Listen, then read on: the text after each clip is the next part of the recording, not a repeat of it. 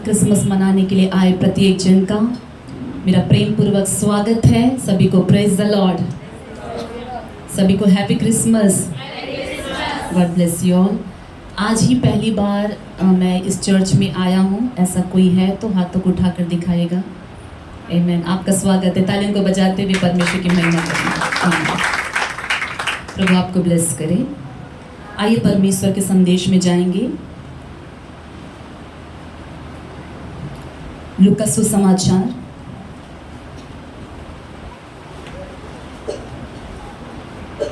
उसके कुछ वचनों को मैं पढ़ूंगी। लूका सुसमाचार पहला अध्याय उसके 26वें वचन से। 6वें महीने में परमेश्वर की ओर से जिब्राइल स्वर्गदूत गलील के नासरत नगर में एक कुंवारी के पास भेजा गया, जिसकी मंगनी यूसुफ नामक दाऊद के घराने के एक पुरुष से हुई थी। उस कुंवारी का नाम मरियम था। स्वर्गदूत ने उसके पास भीतर आकर कहा, आनंद और जय तेरी हो, जिस पर ईश्वर का अनुग्रह हुआ है, प्रभु तेरे साथ है। वह उस वचन से बहुत घबरा गई और सोचने लगी कि यह किस प्रकार का अभिवादन है। स्वर्गदूत ने उससे कहा, हे मरियम, भयभीत ना हो, क्योंकि परमेश्वर का अनुग्रह तुझ पर हुआ है। देख, तू गर्भवती होगी और तेरे एक पुत्र उत्पन्न होगा, तो उसका नाम यीशु रखना। वह महान होगा और परम प्रधान का पुत्र कहलाएगा, और प्रभु परमेश्वर उसके पिता दाऊद का सिंहासन उसको देगा, और वह याकूब के घराने पर सदा राज्य करेगा, और उसके राज्य का अंत ना होगा। मरियम ने स्वर्गदूत से कहा, यह कैसे होगा? मैं तो पुरुष को जानती ही नहीं। स्वर्गदूत ने उसको उत्तर दिया, पवित्र आत्मा तुझ पर उतरेगा और परम प्रधान की सामर्थ तुझ पर छाया करेगी। इसलिए वह पवित्र जो उत्पन्न होने वाला है परमेश्वर का पुत्र कहलाएगा। और देख, तेरी कुटुंबी एलीशिबा के भी बुढ़ापे में पुत्र होने वाला है। यह उसका जो बांझ कहलाती थी 6वां महीना है, क्योंकि जो वचन परमेश्वर की ओर से होता है वह प्रभाव रहित नहीं होता। मरियम ने कहा, देख, मैं प्रभु की दासी हूँ, मुझे तेरे वचन के अनुसार हो। तब स्वर्गदूत उसके पास से चला गया। आमीन। यीशु मसीह की जन्म की जो घटना है उसे हमने अभी तक स्किट के द्वारा देखा। आमीन। बहुत ही सुंदर तरीके से हमारे लोगों ने जो है उसे प्रस्तुत किया, और सभी को समझ में आया होगा कि यीशु के जन्म के दिन क्या हुआ था। आमीन, हालेलुया। तो उस कहानी को मैं नहीं बताऊंगी, लेकिन यीशु इस पृथ्वी में आने से पहले इस दुनिया की हालत कैसे थी। यीशु इस दुनिया में आने से पहले दुनिया कौन सी परिस्थिति में होकर चल रही थी, और यीशु आने के बाद क्या हुआ। आमीन, हालेलुया। आरंभ में जो है परमेश्वर ने इस मनुष्यों को अपने स्वरूप में बनाया। बाइबल बताती है आदम और हव्वा को परमेश्वर ने पहले मनुष्य को अपने स्वरूप में बनाया। नर और नारी करके परमेश्वर ने उन्हें बनाया। जब प्रभु ने मनुष्यों की रचना की तो वे बहुत शांतिपूर्ण जीवन व्यतीत करते थे। बहुत ही आनंद था उनके ज़िंदगी में, और पाप नहीं था, कोई बीमारी नहीं थी, कोई तकलीफ नहीं था। लेकिन जब शैतान ने मनुष्य को बहकाया और पाप दुनिया में प्रवेश किया, और ये सुंदर सृष्टि जो परमेश्वर ने बनाया धीरे धीरे करके पूरी तरह से नाश हो गई। पहली पीढ़ी नूह के समय पूरी तरह जल प्रलय में नाश हो गई, क्योंकि पाप दुनिया में बढ़ गया था। और उस वक्त परमेश्वर को एक ही धर्मी परिवार नजर आया, नूह का परिवार। केवल उस परिवार पर परमेश्वर का अनुग्रह हुआ। आमीन। हम जानते हैं परमेश्वर अनुग्रहकारी है, दयावंत है, दयालु है, लेकिन परमेश्वर पाप को किसी भी प्रकार से प्रेम नहीं करता। यीशु मसीह और हमारा परमेश्वर पापी को प्रेम करता है, लेकिन वह पाप से घृणा करता है। जब प्रभु ने देखा कि ये सृष्टि बिगड़ गई तो उन्होंने वार्निंग दिया। नूह प्रभु का दास लोगों को बताने लगा कि ये सृष्टि नाश हो जाएगी, मन फिराओ, और ये बाढ़ से पूरी पृथ्वी नाश होने वाली है। लेकिन किसी ने भी मन नहीं फिराया, किसी ने भी नूह का समाचार को नहीं स्वीकारा। और दुख की बात है कि केवल नूह, उनके 3 बेटे, 3 बहू और पत्नी, केवल वे ही जहाज में चढ़े, और सारे जीव जंतुओं में से शुद्ध अशुद्ध में से 2-2 जोड़े और कुछ में 7 जोड़े वे जहाज में चढ़े, और जो जहाज में चढ़े केवल वे ही बच पाए। इस प्रकार वो पहली पीढ़ी में जितने भी परमेश्वर के हाथों से बनाए सृष्टि थी, मनुष्य जाति थी, सब कुछ नाश हो गया। फिर उसके बाद नूह का संतान पृथ्वी पर, शेम, हाम, जाफेत, इन तीनों के द्वारा पूरी पृथ्वी फिर से हरी भरी हो गई, लोगों से भर गई। फिर लोग बढ़ने लगे। कुछ दिन तक नूह के वंश में जब तक परमेश्वर का भय था, लोग पाप से दूर रहे, परमेश्वर की आराधना करते थे, सच्चाई के मार्ग में चलते थे, तब तक परमेश्वर की आशीष लोगों पर थी।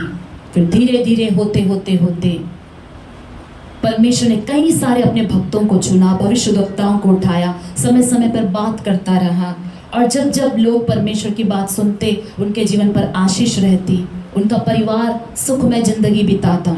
लेकिन जब परमेश्वर के विरोध में चलते, शैतान का कार्य उनके अंदर होता, और फिर से उनके अंदर विनाश, बीमारी, हर प्रकार का बुराई हम देखते हैं।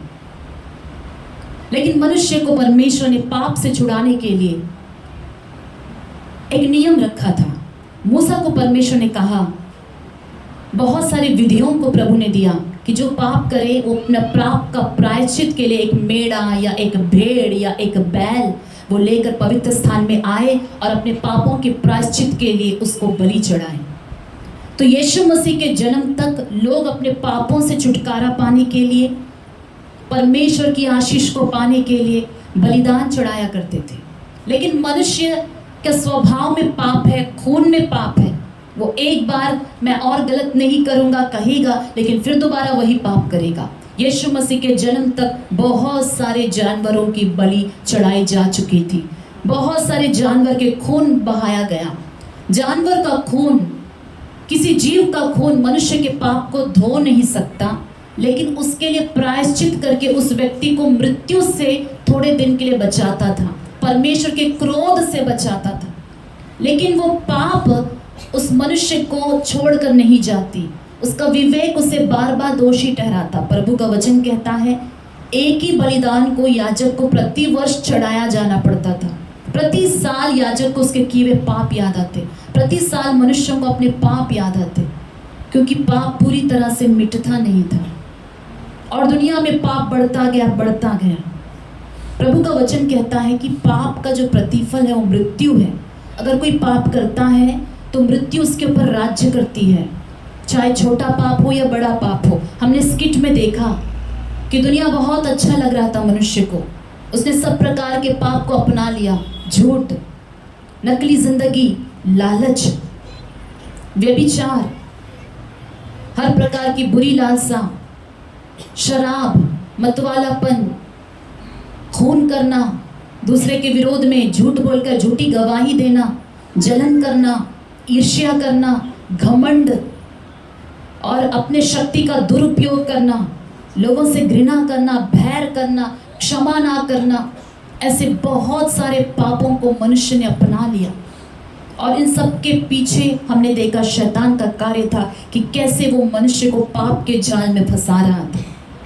दुनिया इस हालात में थी, पाप के बंधन में फंसी हुई, और छुड़ाने वाला कोई नहीं था। मनुष्य को पूरी तरह से आज़ाद करने वाला कोई नहीं था। यहाँ तक कि यीशु के जन्म से कुछ सालों पहले तक, स्वर्गदूत आने तक के दिन से पहले तक, वचन कहता है कि 300 साल तक जो है, इतिहास भी कहता है कि कोई भविष्यवाणी नहीं थी, कोई दैविक वाणी नहीं थी। मनुष्य जिसको जैसा चाहते थे वैसा वो चलते थे। और जब पूरी तरह से दुनिया अंधकार में डूब गई, तब उस अंधकार में एक ज्योति, एक तारा उदय होता है। हालेलुया। और वो तारा है यीशु मसीह। आमीन।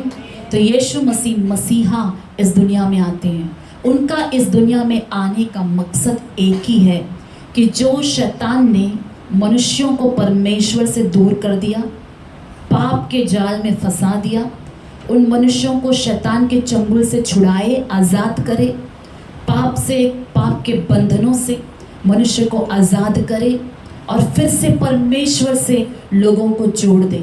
हालेलुया।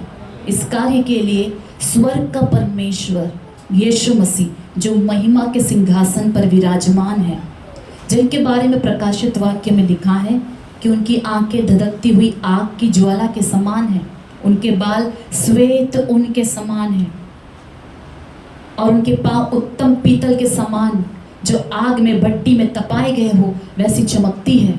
जब वो बात करते हैं तो दोधारी तलवार निकलता है, बहुत सारे समुद्र और जल की सी आवाज निकलती है। अति सुंदर परमेश्वर, अति महिमामय परमेश्वर, बहुत ही प्रभावशाली परमेश्वर, अति पवित्र परमेश्वर। स्वर्ग में जो उनका स्थान है, स्वर्गदूत दूर खड़े होकर पवित्र पवित्र कहकर उनकी महिमा करते। उतना महिमा में रहने वाला परमेश्वर, वचन कहता है कि वह मनुष्यों को बचाने के लिए शून्य बन गया। जी हाँ, यीशु मसीह हमें बचाने के लिए शून्य बन गया। सब कुछ छोड़कर, महिमा को छोड़कर वह हम मनुष्यों के जैसा बनकर, मनुष्य अवतार या मनुष्य के रूप को धारण करके कन्या मरियम के गर्भ के द्वारा इस पृथ्वी में जन्म लिया। हमने वचन में पढ़ा कि मरियम पूछती है कि मैं तो कन्या हूँ, मेरी शादी भी नहीं हुई, तो ये कैसे होगा? तब स्वर्गदूत कहता है, पवित्र आत्मा तुझ पर छाया करेगी और तू पवित्र आत्मा के द्वारा गर्भवती होगी। हालेलुया। परमेश्वर का आत्मा जो पवित्र है, वो आत्मा स्वर्गदूत बात करते वक्त ही मरियम के ऊपर छा गया और उसी वक्त यीशु मसीह एक बीज के समान, हालेलुया, एक बीज के समान मरियम के गर्भ में वह जन्म लेता है। हालेलुया। प्रभु का जो वचन, यूहन्ना सुसमाचार उसका पहला अध्याय पहला वचन कहता है, वचन देहधारी हुआ। जी हाँ, वचन एक बीज के समान यीशु मसीह मरियम के गर्भ में बोए गए पवित्र आत्मा के द्वारा, और वो वचन मरियम के गर्भ में 9 महीने तक पवित्र आत्मा के द्वारा बढ़ता गया, हम मनुष्यों की तरह। हालेलुया। यीशु मसीह के बारे में लिखा है कि वह मनुष्य का पुत्र है। जी हाँ, वह परमेश्वर का पुत्र होते हुए मनुष्य का पुत्र बनकर पृथ्वी में जन्म लिया। 100 का 100% मनुष्य। जब यीशु मसीह पैदा हुए तो जैसे हर बच्चा रोता है, यीशु मसीह को भी भूख लगा और वो रोए। उनको भी माँ का दूध की ज़रूरत थी क्योंकि वो मनुष्य है, बिना दूध पिए वो नहीं रह सकते। उनको हम जैसे हमें भूख लगता है, यीशु मसीह को वैसा ही भूख लगा। जैसे हमें नींद आता है, वैसा ही यीशु को भी आराम की ज़रूरत थी। जैसे हम थक जाते, यीशु मसीह भी थके। जैसे बच्चे को बढ़ने के लिए माता पिता की परवरिश और सहायता की आवश्यकता होती है, यीशु मसीह के शारीरिक माता पिता मरियम और यूसुफ ने भी यीशु को वैसा ही बड़ा किया क्योंकि वो 100% मनुष्य थे। हालेलुया। और वो मनुष्य होकर भी 100% परमेश्वर भी थे। हालेलुया। तो मनुष्यों के बीच परमेश्वर ने डेरा किया। हालेलुया। उनके जन्म के बारे में स्वर्गदूत कहते हुए एक बात कहता है, मरियम जब पूछती है कैसे होगा कैसे होगा, क्योंकि कभी ऐसा हुआ नहीं कि कुंवारी ने गर्भ धारण किया। तो लूका सुसमाचार पहला अध्याय उसका 37 में इस प्रकार लिखा है, क्योंकि जो वचन परमेश्वर की ओर से होता है वह प्रभाव रहित नहीं होता। इस वचन को किंग जेम्स वर्जन केजेवी में इंग्लिश के अनुवाद में ऐसा लिखा है, For with God nothing shall be impossible. Hallelujah. परमेश्वर के लिए कोई भी काम असंभव नहीं है। यीशु मसीह के जन्म का समाचार लाने वाले स्वर्गदूत ने कहा, परमेश्वर के लिए कोई भी काम असंभव नहीं है। ये पृथ्वी पर यीशु एक बीज के रूप में जिस वक्त वचन देहधारी, उस बीज, वचन बीज बनकर जब मरियम के गर्भ में आए, उसके साथ ही साथ एक वचन भी आता है सारी दुनिया के लिए कि हमारे परमेश्वर के लिए कोई भी काम असंभव नहीं है। हालेलुया। स्वर्ग का परमेश्वर मनुष्य बनकर एक कुंवारी के गर्भ में जन्म लेना, ये तो मनुष्यों के लिए असंभव है, लेकिन परमेश्वर ने उस असंभव कार्य को संभव कर दिया।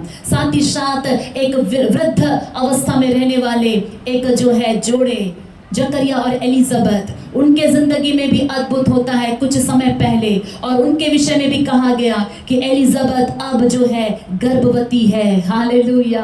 परमेश्वर जो है ऐसे ऐसे अद्भुत कार्यों को करता है जो मनुष्यों को समझ में भी नहीं आती और हृदय तक पहुंचती भी नहीं है। ऐसे महान महान कार्य परमेश्वर करता है। मेरे प्रियो, आज के क्रिसमस में मैं आपको ये शुभ समाचार सुनाना चाहती हूँ कि आपके जिंदगी में जो भी कार्य असंभव नजर आ रहा है, परमेश्वर यीशु मसीह ने क्रिसमस के दिन, यीशु जिस वक्त गर्भधारण हुए, उस वक्त स्वर्गदूत के द्वारा ये वाणी आई कि परमेश्वर के लिए कोई भी काम असंभव नहीं है।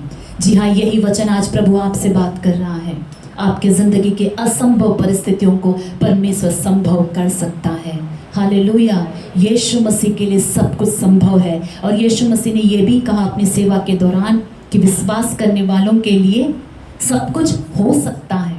आमीन। जो प्रभु यीशु मसीह पर विश्वास करेंगे उनके लिए सब कुछ हो सकता है। आमीन। हालेलुया। इसके बाद हम देखते हैं लूका सुसमाचार पहले अध्याय उसका 41 वचन में पढ़ूंगी। जो ही एलीशिबा ने मरियम का नमस्कार सुना, त्यों ही बच्चा उसके पेट में उछला और एलीशिबा पवित्र आत्मा से परिपूर्ण हो गई। हालेलुया।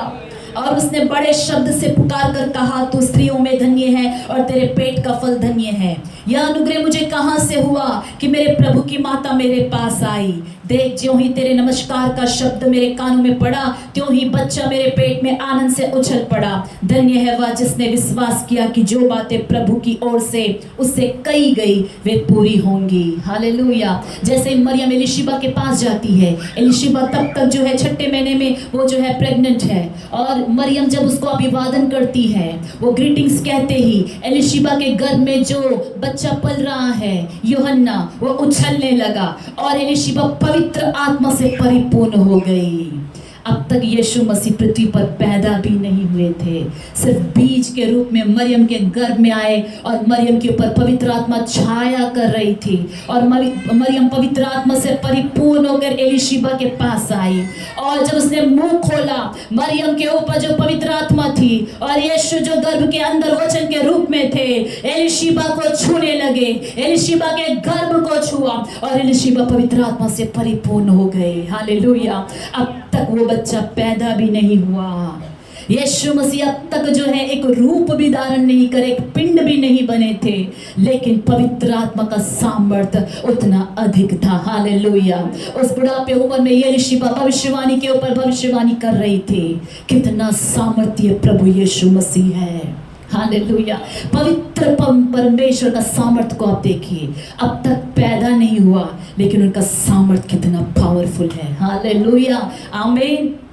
उसके बाद जो है वचन 46 और 47, जब मरियम ने कहा मेरा प्राण, तब मरियम ने कहा मेरा प्राण प्रभु की बड़ाई करता है। ये सब कुछ देखकर मरियम पवित्र आत्मा से परिपूर्ण होकर कहती है, मेरा प्राण परमेश्वर की बड़ाई करता है। हालेलुया। अब तक मरियम परेशान थी कि मैं कुंवारी हूँ, कन्या हूँ और मेरी मंगनी हो गई है। अगर यूसुफ को पता चलेगा तो क्या होगा, हो सकता है मेरी बदनामी भी हो। लेकिन जब पवित्र आत्मा मरियम के ऊपर इस प्रकार छाया कि मरियम परमेश्वर की योजना को अच्छी तरह समझ गई और परमेश्वर की बड़ाई करने लगी कि जो मेरे साथ हुआ है वो बहुत बड़ा अद्भुत हुआ है। हालेलुया। ये साधारण बात नहीं है। इतने सारे दुनिया में स्त्रियां हैं, लेकिन परमेश्वर ने मुझे चुन लिया, मुझे दीन मनुष्य को प्रभु ने चुन लिया। अब यीशु मेरे अंदर आ गए हैं। वो सामर्थ को महसूस करते हुए बोल रही है, मेरा प्राण प्रभु की बड़ाई करता है। 47, और मेरी आत्मा मेरे उद्धार करने वाले परमेश्वर से आनंदित हुई। आमीन। तब तक दुनिया में उद्धार नहीं था, तब तक उद्धार शब्द ही इज़राइल देश में किसी ने भी नहीं सुना। पूरे पृथ्वी पर उद्धार शब्द नहीं था, क्योंकि उद्धारकर्ता ने जन्म ही नहीं लिया था। लेकिन मरियम गर्भ धारण करते हुए भविष्यवाणी कहती है, और मेरी आत्मा मेरे उद्धार करने वाले प्रभु से आनंदित हुई। मरियम ने जान लिया कि उसके गर्भ में उद्धार करता है। वो महसूस कर रही थी उस उद्धारकर्ता के सामर्थ्य को, वो महसूस कर रही थी पापों से बचाने वाले यीशु के सामर्थ्य को, हालेलुया, उसने फर्स्ट टाइम डिक्लेयर किया उद्धार करता। और इससे हम साफ साफ जान लेते हैं कि मरियम को भी उद्धारकर्ता की आवश्यकता थी। हालेलुया। स्त्रियों में धन्य है मरियम, लेकिन मरियम को भी यीशु मसीह का उद्धार चाहिए। मरियम को भी यीशु का लहू का प्रायश्चित चाहिए। हालेलुया। अब मरियम परमेश्वर की आत्मा से भरकर कैसे वो दीन दासियों पर परमेश्वर ने अनुग्रह किया, वो भविष्यवाणी के ऊपर भविष्यवाणी करने लगी। हालेलुया। वो दिन काफी सामर्थ्य था जिस दिन पवित्र आत्मा इन दोनों स्त्रियों के द्वारा वहां पर भविष्यवाणी का जो है कार्यों को कर रहा था। Hallelujah, hallelujah. परमेश्वर को महिमा मिले। और आज ही भी यीशु मसीह, आप सोच रहे होंगे मरियम कितनी धन्य है, वो एक्सपीरियंस कितना महान रहा होगा कि वचन उसके शरीर के अंदर में एक बीज बनकर गया। प्रभु का वचन कहता है कि आज भी तो परमेश्वर का वचन क्या है? बीज है। आमीन। దేవుని యొక్క వాక్యం ఎలాంటిది? విత్తనము। परमेश्वर का वचन एक बीज है। जब आप सुन रहे हैं और अपने कानों से सुनते हुए हृदय में जब ग्रहण करते हैं तो वही वचन बीज के रूप में आपके जिंदगी में, आपके हृदय में बोया जाता है। आमीन। जहां वचन बोया जाता है वही पवित्र आत्मा आकर उस व्यक्ति के ऊपर, उन लोगों के ऊपर छाया करता है। आज भी हालेलुया। जहां वचन है वहां पवित्र आत्मा है। ఎక్కడైతే దేవుని యొక్క వాక్యం ఉన్నదో, ఎక్కడైతే దేవుని యొక్క వాక్యం విత్తబడుతుందో అక్కడ దేవుని యొక్క పరిశుద్ధ ఆత్మ దిగి వచ్చి అక్కడ సంచారం చేస్తారు, ఆ వాక్యంని ఎదిగింప చేస్తారు। పరిశుద్ధాత్మ దేవుడు అక్కడ పొదుగుతాడు। हालेलुया। वहीं पर रहेगा पवित्र आत्मा जहां पर यीशु का वचन है। आमीन। वही अनुभव हम भी प्राप्त कर सकते हैं यदि और वचन को हमारे अंदर हम पढ़ने दे। तो जब हम देखते हैं कि जब एलीशिबा के पास जो है मरियम, वचन कहता है 56 में, मरियम लगभग 3 महीने उसके साथ रहकर अपने घर लौट गई। एलीशिबा के साथ मरियम 3 महीने रह गई। 3 महीने रह गई। जब तक ये बीज जो वचन है बढ़कर एक पिंड का रूप लेकर उसका पेट थोड़ा दिखने तक नहीं आया, तब तक मरियम एलीशिबा के साथ रह गई। और जब तक एलीशिबा ने यूहन्ना को जन्म नहीं दिया और वो 3 महीने पूरे होने पर 9 महीने पूरे हो गए और तब तक मरियम वही रही। हालेलुया। क्योंकि मरियम को पवित्र आत्मा से भरे हुए लोगों की संगति चाहिए थी यीशु मसीह को बढ़ने देने के लिए। हालेलुया। वो अपने घर में रहती तो निंदाओं को शायद वो सुनती और डिस्करेज हो जाती, इसलिए वह ऐसे एक व्यक्ति के पास चली गई, उसके निकट कुटुंबी के पास जो उसके समान आत्मिक स्त्री थी। परमेश्वर का वचन कब बढ़ता है आप जानते हो? जब आपकी संगति सही लोगों के साथ होती है, तब शैतान जो वचन बोया गया है उसे चुरा नहीं सकता। यदि आपकी संगति दूसरे ऐसे लोगों के साथ है जिनको वचन पर विश्वास नहीं है तो आपके अंदर भी वो संदेह उत्पन्न हो जाएगा। जब आपने परमेश्वर का वचन विश्वास से ग्रहण किया है, ऐसे लोगों के साथ आप बांटिए, ऐसे लोगों के साथ आप प्रार्थना करिए मिलकर, उनके साथ रहने में, और 2 लोग 3 लोग पवित्र लोगों की संगति में आपने जो वचन को पाया है उसके बारे में जब चर्चा करोगे और उसके बारे में आप प्रार्थना करोगे और विश्वास से वचन को बात करोगे, वो वचन आपके अंदर जो गर्भ धारण की है वो बढ़ते जाएगा, बढ़ते जाएगा, बढ़ते जाएगा। हालेलुया। तो मरियम पवित्र जो है लोगों की संगति में रही और उसके बाद मरियम घर लौट गई। और उसके बाद की कहानी को आपने देखा स्किट में कि कैसे जो है उसके बाद उन्होंने कई सारे जो है तकलीफों को सहा। लूका सुसमाचार 2 अध्याय की कहानी को भी आपने देखा है। पहला वचन से मैं पढ़ रही। उन दिनों में औगुस्तुस कैसर की ओर से आज्ञा निकली कि सारे जगत के लोगों के नाम लिखे जाएं। औगुस्तुस नाम का कैसर की ओर से आज्ञा निकली कि पूरे जगत के लोगों का नाम लिखा जाए। और वचन 2 कहता है, यह पहली नाम लिखाई उस समय हुई जब किरवियुनुस सीरिया का हाकिम था। सीरिया देश का जो गवर्नर था किविरनियुस था। हालेलुया। उस समय पहली नाम लिखाई हुई। यीशु मसीह के जन्म का कितना साफ साफ एविडेंस, पॉलिटिकल एविडेंस वचन में लिखा हुआ है। सीरिया देश में अगर आप इतिहास को पीछे पन्नों को पलट कर देखें कि BC 4 BC 6 इनके इस समय के बीच में सीरिया में कौन गवर्नर था, तो वचन के हिसाब से किविरनियुस जो है उस देश का गवर्नर था। और कैसर, ऑगस्टस कैसर के समय में जो है ये आज्ञा निकली। हालेलुया। तो फर्स्ट टाइम सेंसस, लोगों की गणना हो रही है। अब तक यीशु मसीह जन्म नहीं लिए, यीशु मसीह पृथ्वी पर आ गए, बाहर नहीं आए लेकिन गर्भ में है। और तब परमेश्वर की योजना के अनुसार ये डिक्लेयर हुआ राजा के थ्रू कि अब लोगों का गणना हो सकती है, क्योंकि यीशु मसीह भी है। आमीन। तो यीशु मसीह के बिना गणना नहीं हो सकती, इसलिए इससे पहले कभी भी सेंसस पृथ्वी पर नहीं हुआ। यीशु मसीह ज़रूरी है, हम सब का वह क्या है, पहिलौटा है। भाइयों में प्रधान है, हमारा भैया है, वचन कहता है। उनके गणना के बिना हमारी गणना कैसे हो सकती है? इसलिए उस समय तक गणना नहीं हुई थी, और जब यीशु मसीह आए तब गणना हुई। हालेलुया। इसके बाद हम देखेंगे 7वां वचन, दूसरा अध्याय 7वां वचन। और वह अपना पहिलौटा पुत्र जनी और उसे कपड़े में लपेट कर चरनी में रखा, क्योंकि उनके लिए सराय में जगह ना थी। अभी तक मैंने आपको बताया कि परमेश्वर कितना सामर्थी परमेश्वर है। यीशु मसीह कितना जो है सामर्थी और पावरफुल गॉड है। हालेलुया। उनकी महिमा स्वर्ग में कितनी बड़ी है, उनका वैभव कितना बड़ा है, पूरी सृष्टि उनकी है। लेकिन जब वो मनुष्य बनकर पृथ्वी में जन्म लेने आते हैं, उनके जन्म के लिए पृथ्वी में कहीं पर भी जगह नहीं थी। काफ़ी दुख की बात है, लोगों ने उनको रिजेक्ट किया। मेरे घर में जगह नहीं, मेरे घर में जगह नहीं, सबने रिजेक्ट किया। मेरे घर में जगह नहीं, मेरे घर में जगह नहीं। क्या रिजेक्ट करने से, जगह नहीं देने से यीशु मसीह का जन्म रुक गया? जी नहीं। हालेलुया। कितने लोगों ने कोशिश किया कि यीशु का जन्म ना हो, फिर भी यीशु मसीह ने जन्म लिया। हालेलुया। जब सराय में जगह ना थी तो वो चरनी में जहाँ गौशाला है वहाँ पर उनका जन्म हुआ। जी हाँ, अमीरों ने, जिनके पास अच्छे घर थे, उन्होंने उनको रिजेक्ट कर दिया। जिनके पास फैसिलिटी थी उन्होंने रिजेक्ट कर दिया। लेकिन जिनके यहाँ कुछ भी नहीं था, बस भेड़शाला थी, गौशाला था, चरवाहे थे, ऐसे दीन लोगों ने अपना गौशाला दे दिया और यीशु मसीह का जन्म हुआ। यीशु मसीह के जन्म में ही हम देख सकते हैं कि दीनों ने, चरवाहों ने, ऐसे जो है दीन लोगों ने यीशु को अपने हृदय में, अपने घर में आने दिया। हालेलुया। और आज भी यीशु मसीह को पहला स्थान कौन दे रहा है? दीन लोग ही दे रहे हैं।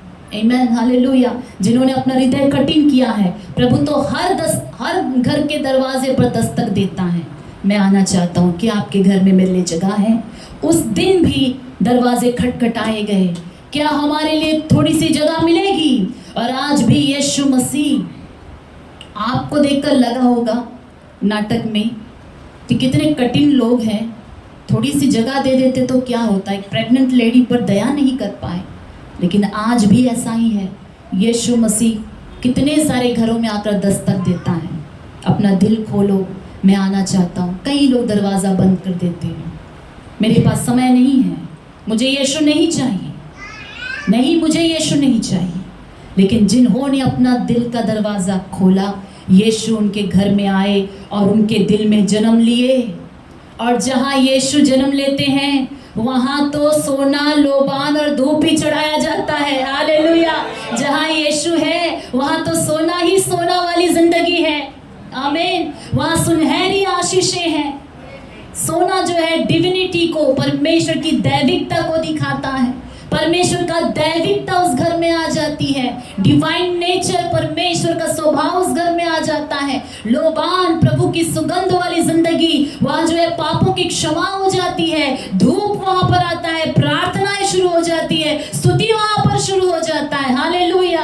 और लोग आपसे मिलने आते हैं, आपका परिवार बड़ा हो जाता है। प्रभु की संगति में रहने वालों को बहुत सारे लोग मिलने आते हैं। वहाँ गीत सुनाई देता है, वहाँ नाच होता है, वहाँ आनंद होता है। हालेलुया। चाहे वो वो चरवाहे का गौशाला ही क्यों ना हो, अगर यीशु है वहीं पर नाच गाना शुरू हो जाएगा। अगर वहाँ यीशु है वहीं पर ही अद्भुत होना शुरू हो जाएगा, वहीं पर आनंद और वहीं पर शांति, वहीं पर तारा उदय हो जाएगा। हालेलुया। यीशु जिस घर में आज है उन घरों में लड़ाई झगड़े बंद हो जाते हैं। यीशु जिन घरों में आते हैं उन घरों में उद्धार आ जाता है, उन घरों से अंधकार दूर चला जाता है, उन घरों में परमेश्वर का आनंद आ जाता है, परमेश्वर का राज्य उस घर में आ जाता है। हालेलुया। हाथों उठाकर परमेश्वर की स्तुति करेंगे। कितना महान परमेश्वर है, वो सामर्थी परमेश्वर है। हालेलुया। लूका सुसमाचार 2 अध्याय 11वां वचन। स्वर्गदूत जो है गडरियों से, चरवाहों से कुछ बातों को कहता है। उसमें से एक वचन है 11वां वचन कि आज दाऊद के नगर में तुम्हारे लिए एक उद्धारकर्ता जन्मा है और यही मसीह प्रभु है। हालेलुया। आज दाऊद के नगर में उद्धारकर्ता जन्मा है। ये उद्धारकर्ता कोई भविष्यद्वक्ता नहीं है, ये उद्धारकर्ता एक राजा नहीं है, ये उद्धारकर्ता एक आम मनुष्य नहीं है। स्वर्गदूत ने कहा यही मसीह प्रभु है। हालेलुया। यीशु मसीह प्रभु है, इसकी घोषणा सबसे पहले स्वर्गदूत ने कर दिया। हालेलुया। यीशु मसीह प्रभु है। जी हाँ, परमेश्वर का वचन कहता है कि यीशु मसीह सबका प्रभु है। आमीन। यीशु मसीह सिर्फ मसीही लोगों का प्रभु नहीं, यीशु मसीह सबका प्रभु है। आमीन। हालेलुया। क्योंकि यीशु सबके लिए आए, एक अलग से एक गुट के लिए नहीं, सबके लिए आए, वो सबका प्रभु है। प्रभु की महिमा हो। यीशु मसीह इस प्रकार जो है बढ़ते गए और बढ़ते गए। आपने कहानी वहीं तक देखा कि ज्योतिषी आए, ज्ञानी आए, आराधना करे, उनको चढ़ावा चढ़ाए, भेंट चढ़ाए, और उसके बाद यीशु मसीह बड़े हुए और उन्होंने प्रचार करना शुरू किया। आमीन। प्रचार करने से पहले ही उनकी इतना सामर्थ्य उनके अंदर से निकल रहा था। आप सोचिए, अभी यीशु अपने घर से बाहर निकले और उन्होंने जो है गलील के जो है नदी के किनारे, वो झील के किनारे चलने लगे, सुसमाचार प्रचार करने लगे और जगह जगह कफरनहूम के आराधनालय में प्रचार करने लगे। वह जो है यरीहो के राजमार्ग में प्रचार करने लगे। हर जगह वो चल कर गए और प्रचार करने लगे। राज्य का सुसमाचार, स्वर्ग राज्य का सुसमाचार उन्होंने प्रचार किया। हालेलुया। उन्होंने प्रेम संदेश बांटा। तब तक लोगों को प्रेम क्या है दुनिया को पता ही नहीं। यीशु ही आकर प्रेम संदेश को दिए। उन्होंने कहा तुम सुन चुके हो कि अपने पड़ोसी से प्रेम करना और बैरी से बैर करना। जो तुमसे प्रेम करते हैं उनसे प्रेम करना, जो नफरत करते हैं उनसे नफरत करना। यहाँ तक तुमने सुन लिया, लेकिन अब मैं कहता हूँ अपने पड़ोसी से अपने समान प्रेम करना और अपने बैरियों से भी प्रेम करना। हालेलुया। यीशु मसीह ने प्रेम का समाचार दिया कि जो तुम्हें नफरत करते हैं उनसे प्रेम करो, जो तुमको पसंद नहीं करते उनसे प्रेम करो। तुम्हें कोई तुम पर नाराज होकर गुस्सा करके तुम्हें एक गाल पर थप्पड़ मार दे तो उसकी तरफ क्या करना, दूसरा गाल भी फेर देना। ये यीशु मसीह का समाचार है। हालेलुया। प्रभु यीशु मसीह के अद्भुत प्रेम संदेश को उन्होंने जगत में लोगों को सुनाया और बीमारों को उन्होंने चंगा किया, मिर्गी वालों को, सालों से पड़े जो है लकवे के रोगियों को, पैरालाइज्ड लोगों को उन्होंने चंगा किया, अंधों को नई आंखों को दे दिया, गूंगों को बोलने की शक्ति दिया, लंगड़ों को चलने के लिए पांव दे दिया, मुर्दों को भी उन्होंने जिलाया। उनकी सामर्थ को देखकर पूरा इज़राइल जो है झूम उठा, वो हिल गया कि ये कौन हमारे बीच में आ गया। इतने सालों में हमने कभी ऐसे अद्भुत चमत्कार नहीं देखे। ये कौन है जो अधिकार के साथ प्रचार करता है। यीशु के प्रचार करते समय ही दुष्ट आत्माएं लोगों को छोड़कर भाग जाती थी, क्योंकि वो स्वर्ग का परमेश्वर है। ये अंधकार की ताकत उनके सामने खड़ी नहीं रह सकती। और यहाँ तक कि यीशु के साथ रहने वाले उनके चेले, उनके द्वारा भी अद्भुत चमत्कार होने लगा, वो भी दुष्ट आत्माओं को भगाने लगे। हालेलुया। परमेश्वर का अद्भुत कार्य इज़राइल में होने लगा। इतने इतने सारे अद्भुत करने के बाद पूरी इजराइल में आनंद की लहर दौड़ गई। एक तरफ एक ऐसा झुंड था जो प्रभु के अद्भुत कार्यों को देखकर परमेश्वर की महिमा कर रहा था कि प्रभु हमारे जगत के उद्धार करता, आप हमारे बीच में आ गए हैं, मनुष्य को बचाने के लिए आप आ गए, प्रभु आपको धन्यवाद। प्रभु के पीछे पीछे चलने वाले एक भीड़ थी और एक तरफ पॉलिटिकल भीड़ थी जो देखकर अगर इनको ऐसा ही हम छोड़ दे तो यही राजा बन जाएगा, सारे लोग उनकी तरफ हो जाएंगे, हम रोमियों का क्या होगा, हमारा शासन क्या हो जाएगा। याजक थे, शास्त्री थे, अगर यीशु मसीह ऐसे ही प्रचार करते रहे हमारा तो जरा धंधा बंद हो जाएगा। तो वो यीशु के ऊपर क्रोध और जलन रखकर कपट से यीशु मसीह को कैसे भी पकड़वाकर सूली में चढ़ा देना है इसकी योजना बनाने लगे। उनकी आंखें जो है बंद थी, उनकी आंखों पर पर्दा था, वो मसीहा को पहचान नहीं पाए क्योंकि दुनिया का पावर उनके लिए महत्व था, दुनिया में नाम और शोहरत ही उनको चाहिए था। जो लोग दुनिया के लालच के पीछे भागते हैं, दुनिया ही चाहिए, उनको यीशु मसीह नजर नहीं आते। यीशु होने से भी यीशु उनको नहीं चाहिए, मुझे नहीं चाहिए, मुझे पृथ्वी की आशीष चाहिए। ऐसे ही लोगों ने यीशु मसीह को पकड़वाने की योजना बनाई, लेकिन यीशु मसीह आए इस पृथ्वी पर लोगों को उनके पापों से बचाने के लिए, छुड़ाने के लिए। हालेलुया। मैंने आपको पहले ही कहानी बताया था कि दुनिया पाप में फंस गई थी, तब तक पशु की, जानवरों की बलि चढ़ाया जा रहा था, लेकिन मनुष्य को कोई हमेशा के लिए शुद्ध नहीं कर सकता क्योंकि पाप कहाँ पर है? मनुष्य के खून के अंदर है, नस नस में पाप है, स्वभाव में पाप है। अब ये पाप जो है एक जनरेशन से दूसरे जनरेशन, माता पिता के द्वारा, खून के द्वारा ट्रांसफर हो रहा है। ये स्वभाव ऐसे ही जा रहा है और सारी सृष्टि के अंदर पाप है और कोई बचाने वाला नहीं है। लेकिन यीशु मसीह दुनिया में आए लोगों को पापों से छुड़ाने के लिए। हालेलुया। उन्होंने हमें पापों से छुड़ाने के लिए, आपको पता है क्या किया? आपने स्किप में देखा कि सारे अपराधों को एक के बाद एक अपने ऊपर ले ली। हमने जहाँ झूठ बोला उस झूठ को यीशु ने अपने ऊपर ले लिया।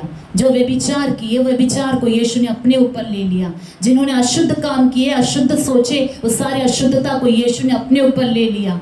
हर प्रकार की बुराई को, लड़ाई झगड़ा, अशांति, भैरभाव, घृणा, घमंड, हत्या, चोरी, लालच, जितने भी नाम है दुनिया में पाप के, सारे पापों को यीशु ने अपने ऊपर ले लिया।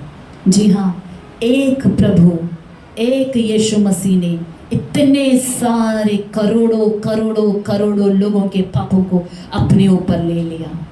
इसीलिए वचन कहता है कि हमारा पाप का बोझ बहुत था जो उनके ऊपर लादा गया। हमें उनके ऊपर इतना बोझ डाला गया जो और कोई मनुष्य उठा नहीं सकता। जी हाँ, हम अपने अपराध में ही अपने अपराधों को उठा नहीं पाते। चैन का नींद नहीं आएगा यदि पापी है हम। यीशु ने सबके पापों को अपने ऊपर उठाया। हम 2-3 जन का टेंशन उठा नहीं सकते।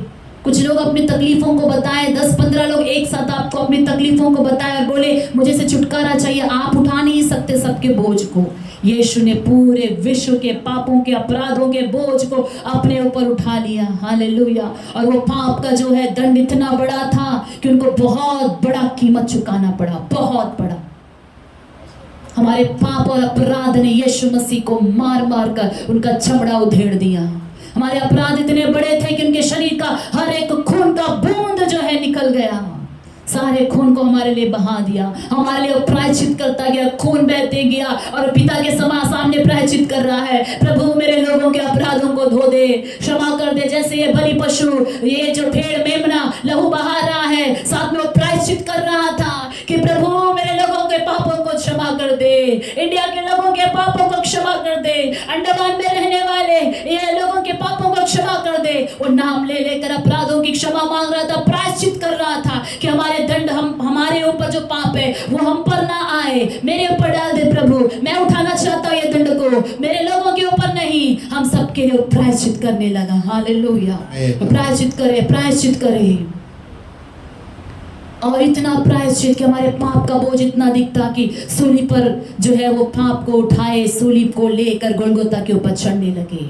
और वहां तक भी वो पाप ने उनको नहीं छोड़ा और दोनों हाथों में कील, बड़े बड़े कीलों से उनको ठोका गया और इतना ठोका गया कि वो मार कोई मनुष्य सह नहीं सकता है। दोनों पाँव में कील रखकर ठोके गए और उनको जो है बाला से जो है भेदा गया और शरीर में जो बच्चा कुचा खून था और पानी था वो भी बाहर आ गया। तब भी उन्होंने एक ही कहा, हे प्रभु ये क्या करते हैं, नहीं जानते, तो क्षमा कर दे। इतना अच्छा परमेश्वर इस जगत में और कहां मिलेगा? क्या यीशु के समान कोई दूसरा है? यीशु के समान और कोई नहीं है। हालेलुया। आखिरी सांस तक हर दर्द को हमारे लिए उन्होंने सह लिया, जान दे दिया। हालेलुया। और मर गए, गाड़े गए, लेकिन परमेश्वर का वचन कहता है तीसरे दिन वह जी उठा। हालेलुया। वो जी उठा और सबको दिखाई दिया। 40 दिन के बाद वो उठा लिए गए और जाते वक्त उन्होंने एक बात का जो बहुत महत्वपूर्ण है आज की शाम, कि मैं जैसे जा रहा हूं मैं दोबारा आऊंगा। आमीन। और आज हम यीशु की आराधना क्यों कर रहे हैं? कि वो यीशु मसीह दोबारा आने वाले हैं, मनुष्य का अवतार लेकर नहीं, महिमा में राजाओं के राजा, प्रभुओं के प्रभु अपने महिमा से आने वाले हैं। हालेलुया। चेलों ने पूछा, यीशु अब कब आएंगे, हमें कैसे पता चलेगा? यीशु ने बोला, तैयार हो जाना, जागते रहना, मेरे आने से पहले एक देश दूसरे देश से युद्ध करने लगेगा, जगह जगह महामारियां फैल जाएगी, अकाल पड़ेगा, भूकंप आएगा, अधर्म बढ़ जाएगा, प्रेम ठंडा पड़ जाएगा, अत्याचार बढ़ जाएगा, झूठे उपदेशक, झूठे भविष्यद्वक्ता, झूठे मसीह उठ खड़े होंगे, दुनिया में अशांति रहेगी, सारे पॉलिटिकल पार्टी जो है अपने जो है शासन का दुरुपयोग करने लगेंगे, महंगाई बढ़ जाएगी, अकाल आ जाएगा। जब बहुत प्रॉब्लम में दुनिया नाश हो रही है, युद्ध बढ़ रहा है, डर बढ़ रहा है, बीमारी मौत बढ़ रही है, इसी के बीच में यीशु मसीह जो उन पर विश्वास करते हैं और जिनके जिन पापियों ने अपने पापों को यीशु के सामने मान लिया, पश्चाताप कर लिया और जिनके पाप धुल गए, जिसने प्रभु को, यीशु को मेरा प्रभु है ग्रहण करा, उनके मार्ग में चल रहे हैं, उनके आने का इंतजार कर रहे हैं, ऐसे लोगों के लिए यीशु बादलों में आएंगे। और जब वो आएंगे किसी को, सबको नहीं पता होगा, तुरही ही फूंकी जाएगी, केवल वो लोग सुन पाएंगे जो आज यीशु का वचन सुनकर थरथराते हुए प्रभु के पीछे चलते हैं। ऐसे लोगों को आवाज सुनाई देगी कि ऊपर आ जाओ। जैसे ही वो ऊपर आ जाओ ये शब्द सुनेंगे, पलक झपकते ही बाइबल बताती है कि हम बदल जाएंगे और बादलों में उड़ते हुए यीशु के पास चले जाएंगे। चाहे आप सोते रहो, जागते रहो, चाहे किचन में काम करते रहो, गाड़ी चलाते रहो, यीशु आएंगे तो हम बदल जाएंगे, बादलों में उठा लिए जाएंगे। और जो यीशु आने से पहले प्रभु को विश्वास करते करते हमारी मौत हो गई, हम गाड़ दिए गए, तो वचन कहता है कि मुर्दे भी कब्र में से हमसे पहले जिलाए जाएंगे और बादलों में उठा लिए जाएंगे। इसीलिए तो हम यीशु के पीछे पागलों की तरह उनकी आराधना के लिए भागते हैं। आपको नहीं समझ में आएगा कि क्यों हम यीशु की आराधना ऐसे करते हैं, क्यों हर संडे प्रभु के पास आते हैं, कहीं वो आते वक्त उनका आगमन से हम छूट ना जाए। इसी वजह से प्रार्थना और करना, वचन पढ़ना, प्रभु के मार्ग में चलना हम करते हैं। हालेलुया। दुनिया की आशीष पाने के लिए नहीं यीशु के पीछे चलते हैं, स्वर्ग राज्य कमाने के लिए। यीशु दुनिया में आए अनंत जीवन देने के लिए, और जो उनके राज्य को खोजता है, वचन कहता है बाकी सारी आशीषें भी मैं उसको दूंगा। हालेलुया। आज के क्रिसमस के शाम में ये संदेश मैं आपसे बांटना, मैं जो बांट रही हूँ, यदि आज पहली बार आपने ये समाचार आपके दिल के गहराई तक गया है और अभी तक आपने प्रभु यीशु को उद्धारकर्ता के रूप में ग्रहण नहीं किया, लेकिन वचन सुनते वक्त आपको ये वचन मेरे लिए है, ये सच्चा वचन है, ऐसा लगा हो, तो ऐसे लोग पहले अब आंखों को सभी बंद करेंगे, अंदर कल मुस्कुंदा, जिनको लगा कि मेरे लिए ये वचन है, मुझे यीशु चाहिए, मुझे स्वर्ग चाहिए, मुझे पापों की क्षमा चाहिए, मेरे पापों को भी यीशु माफ़ कर दीजिए, ऐसा कहने वाले अपने हाथों को उठाकर दिखाइएगा। ना पापों में क्षमा डालिए, ना कोई यीशु का वाले, सभी आंखों को बंद करिए, केवल ऐसे लोग अपने हाथों को उठाकर दिखाइएगा। हम आपके लिए प्रार्थना करेंगे। Hallelujah. Thank you Jesus. Hallelujah.